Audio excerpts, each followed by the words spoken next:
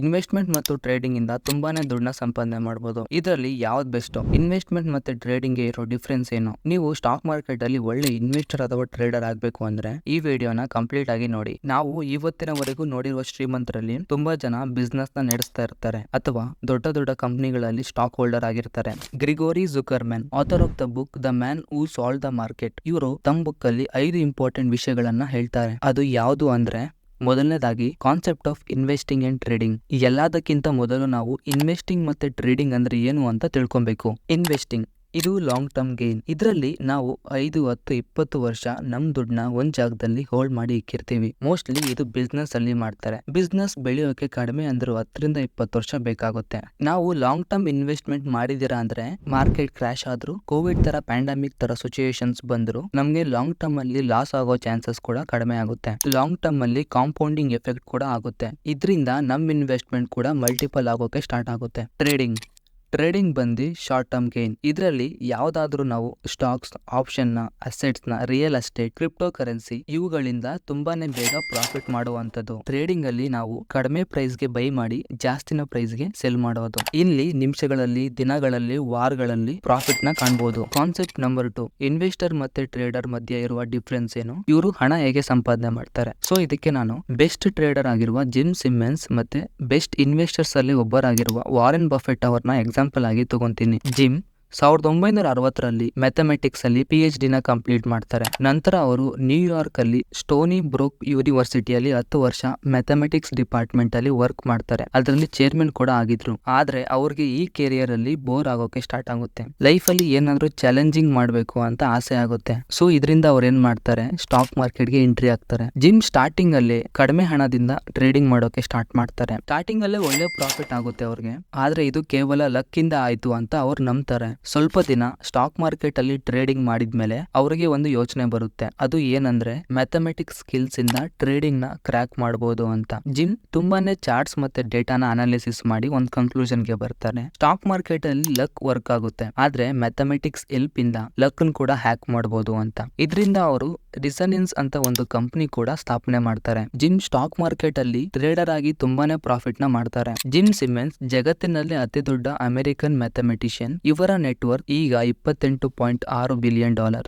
Warren Buffett ಹಣ ಹೇಗೆ ಸಂಪಾದನೆ ಮಾಡಿದ್ರು? ವಾರನ್ ಬಫೆಟ್ ತಮ್ಮ 11ನೇ ವರ್ಷದಲ್ಲಿ ಇನ್ವೆಸ್ಟಿಂಗ್ ಮಾಡೋಕೆ ಸ್ಟಾರ್ಟ್ ಮಾಡಿದ್ರು. ವಾರನ್ ಬಫೆಟ್ ಯಾವತ್ತೂ ಕೂಡ ವ್ಯಾಲ್ಯೂ ಇನ್ವೆಸ್ಟಿಂಗ್ ಮೇಲೆ ಜಾಸ್ತಿ ಫೋಕಸ್ ಮಾಡ್ತಿದ್ರು. ಇವರು ಯಾವುದೇ ಒಂದು ಕಂಪನಿ ಮೇಲೆ ಇನ್ವೆಸ್ಟಿಂಗ್ ಮಾಡೋಕ್ಕೂ ಮುಂಚೆ ಆ ಒಂದು ಕಂಪನಿಯ annual reports, earnings, revenue, past performance, leadership, future plan ಈ ತರ ಹಲವಾರು ವಿಷಯಗಳನ್ನ ಸ್ಟಡಿ ಮಾಡ್ತಿದ್ರು. ನಂತರ ಆ ಒಂದು ಕಂಪನಿ ಮೇಲೆ ಇನ್ವೆಸ್ಟ್ ಮಾಡ್ತಿದ್ರು. ವಾರನ್ ಬಫೆಟ್ ಯಾವಾಗ್ಲೂ ಲಾಂಗ್ ಟರ್ಮ್ ಇನ್ವೆಸ್ಟ್ಮೆಂಟ್ ಮೇಲೆ ಭರವಸೆ ಇಡ್ತಿದ್ರು. ಸಣ್ಣ ಪ್ರಾಫಿಟ್ಸ್ ಅಲ್ಲಿ ಅವರು ಯಾವತ್ತೂ ಕೂಡ ಶೇರ್ಸ್ ನ ಎಕ್ಸಿಟ್ ಮಾಡ್ತಿರ್ಲಿಲ್ಲ. ಅವರು ಕಾಂಪೌಂಡಿಂಗ್ ಆಗೋವರೆಗೂ ವೇಟ್ ಮಾಡ್ತಿದ್ರು. ಇವರಿಗೆ ಸ್ಟಾಕ್ಸ್ ಇಂದ ಡಿವಿಡೆಂಡ್ಸ್ ಕೂಡ ಬರ್ತಿತ್ತು. Concept number 3, risk and reward. ಒಂದ್ಸಲ ವಾರೆನ್ ಬಫೆಟ್ ಗೆ ಒಂದು ರಿಪೋರ್ಟರ್ ಪ್ರಶ್ನೆ ಮಾಡ್ತಾರೆ, ಸರ್ ನಿಮ್ಗೆ ಜಿಮ್ ಸಿಮೆನ್ಸ್ ಬಗ್ಗೆ ಏನ್ ಅನ್ಸುತ್ತೆ ಅಂತ. ವಾರೆನ್ ಬಫೆಟ್ ಹೇಳ್ತಾರೆ, ನನ್ಗೆ ಮ್ಯಾಥಮೆಟಿಕ್ಸ್ ಬರೋದಿಲ್ಲ ಅಂತ, ಮತ್ತೆ ನನ್ಗೆ ಟ್ರೇಡಿಂಗ್ ಕೂಡ ಬರೋದಿಲ್ಲ. ಟ್ರೇಡಿಂಗ್ ಎಲ್ಲಾರು ಮಾಡೋ ಆಗಿದ್ರೆ ನಾನು ಕೂಡ ಟ್ರೇಡಿಂಗ್ ಮಾಡ್ತಿದ್ದೆ. ವಾರೆನ್ ಬಫೆಟ್ ಒಬ್ಬ ವ್ಯಾಲ್ಯೂ ಇನ್ವೆಸ್ಟರ್.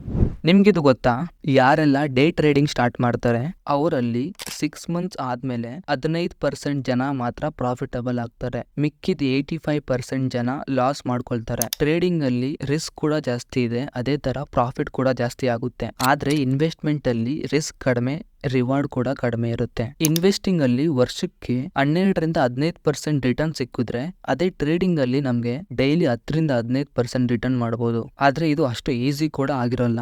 ಎಲ್ಲಿ ಜಾಸ್ತಿ ರಿಟರ್ನ್ ಸಿಗುತ್ತೋ ಅಲ್ಲಿ ಆಟೋಮೆಟಿಕ್ ರಿಸ್ಕ್ ಕೂಡ ಜಾಸ್ತಿ ಇರುತ್ತೆ. ಸೆಬಿ ಪ್ರಕಾರ ಇಂಡಿಯಾದಲ್ಲಿ 90% ಗಿಂತ ಜಾಸ್ತಿ ಟ್ರೇಡರ್ಸ್ ಲಾಸ್ ಮಾಡ್ಕೊಳ್ತಾರೆ. ಆದ್ರೆ 90% ಲಾಂಗ್ ಟರ್ಮ್ ಇನ್ವೆಸ್ಟರ್ಸ್ ಒಳ್ಳೆ ರಿಟರ್ನ್ಸ್ ಅರ್ನ್ ಮಾಡ್ತಾರೆ. ಇದ್ರ ಜೊತೆ ಇನ್ವೆಸ್ಟಿಂಗ್ ಅಲ್ಲಿ ಡಿವಿಡೆಂಡ್ಸ್ ಮತ್ತೆ ಕಾಂಪೌಂಡಿಂಗ್ ಎಫೆಕ್ಟ್ಸ್ ಕೂಡ ಅವ್ರಿಗೆ ಸಿಗುತ್ತೆ. ಮನುಷ್ಯನಿಗೆ ಸಮಯ ಅಮೂಲ್ಯವಾದ ಆಸ್ತಿ ಆಗಿರುತ್ತೆ. ಟ್ರೇಡಿಂಗ್ ಅಲ್ಲಿ ನಾವು ಪ್ರಾಫಿಟಬಲ್ ಆಗ್ಬೇಕು ಅಂದ್ರೆ ಎಕ್ಸ್ಪೀರಿಯನ್ಸ್ ತುಂಬಾನೇ ಮುಖ್ಯ ಆಗಿರುತ್ತೆ. ಆ ಎಕ್ಸ್ಪೀರಿಯನ್ಸ್ ಪಡ್ಕೊಳ್ಳೋಕೆ ನಾವು ತುಂಬಾನೇ ಜಾಸ್ತಿ ಟೈಮ್ ಸ್ಪೆಂಡ್ ಮಾಡಿರ್ಬೇಕು. ಆದ್ರೆ ಇನ್ವೆಸ್ಟ್ಮೆಂಟ್ ಆತರ ಅಲ್ಲ. ಜಸ್ಟ್ ಒನ್ ಟೈಮ್ ಇನ್ವೆಸ್ಟ್ಮೆಂಟ್ ಇಂದ ಒಳ್ಳೆ ರಿಟರ್ನ್ಸ್ ಕೂಡ ಮಾಡಬಹುದು. Concept number 4, fundamentals of investing and trading. ಅಂದ್ರೆ ಇನ್ವೆಸ್ಟಿಂಗ್ ಮಾಡೋಕ್ಕೂ ಮುಂಚೆ ಫಂಡಮೆಂಟಲ್ ಅನಾಲಿಸಿಸ್ ಮಾಡಬೇಕಾಗಿರುತ್ತೆ. ಇದರಲ್ಲಿ company annual reports, ratios, past ಮತ್ತೆ ಫ್ಯೂಚರ್ ಪರ್ಫಾರ್ಮೆನ್ಸ್ ಬಗ್ಗೆ ನಾವು ಸ್ಟಡಿ ಮಾಡಬೇಕು. ನಂತರ ಆ ಒಂದು ಕಂಪನಿ ಫಂಡಮೆಂಟಲ್ ಫಂಡಮೆಂಟಲ್ ಸ್ಟ್ರಾಂಗ್ ಇದ್ರೆ ನಾವು ಆ ಕಂಪನಿ ಮೇಲೆ ಸ್ವಲ್ಪ ರಿಸ್ಕ್ ತಗೊಂಡು ಇನ್ವೆಸ್ಟ್ಮೆಂಟ್ ಮಾಡಬೇಕು. ಇದರಿಂದ ನಾವು ಲಾಂಗ್ ಟರ್ಮ್ ಅಲ್ಲಿ ಒಳ್ಳೆ ರಿಟರ್ನ್ಸ್ ಪಡ್ಕೊಳ್ಳೋಕೆ ಸಾಧ್ಯವಾಗುತ್ತೆ. ಟ್ರೇಡಿಂಗ್ ಮಾಡುವಾಗ ಟೆಕ್ನಿಕಲ್ ಅನಾಲಿಸಿಸ್ ತುಂಬಾನೇ ಇಂಪಾರ್ಟೆಂಟ್ ರೋಲ್ ಪ್ಲೇ ಮಾಡುತ್ತೆ. ಈ ಕಾನ್ಸೆಪ್ಟ್ ನ ನಾವು ಇನ್ ಡೀಟೇಲ್ ಆಗಿ ನೆಕ್ಸ್ಟ್ ವಿಡಿಯೋದಲ್ಲಿ ಎಕ್ಸ್ಪ್ಲೇನ್ ಮಾಡ್ತೀರಿ.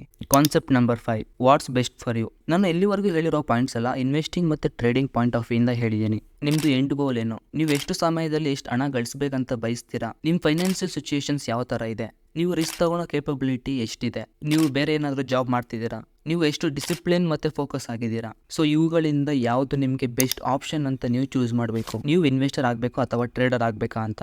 ವಿಡಿಯೋ ಸ್ವಲ್ಪನಾದರೂ ಇಷ್ಟ ಆಗಿದ್ರೆ ಲೈಕ್ ಮಾಡಿ ಮತ್ತೆ ಸಬ್ಸ್ಕ್ರೈಬ್ ಮಾಡಿ.